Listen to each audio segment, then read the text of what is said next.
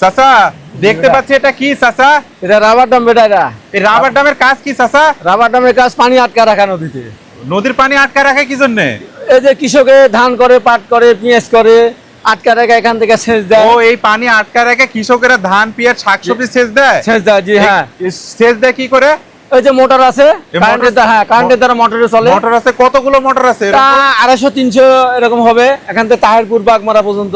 এই সব কৃষকেরা তাহলে তো এই নদী থেকে পানি তুলে জমি হ্যাঁ সেচ হ্যাঁ, দেয়? নদী থেকে পানি তুলে।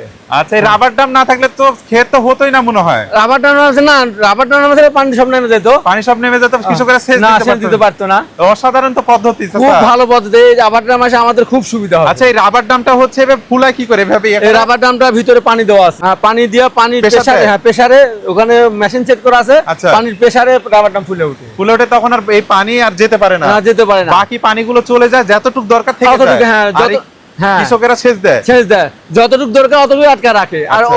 বেশিগুলা ছেড়ে দেয়। ছেড়ে দেয়। হ্যাঁ। অসাধারণ পদ্ধতি।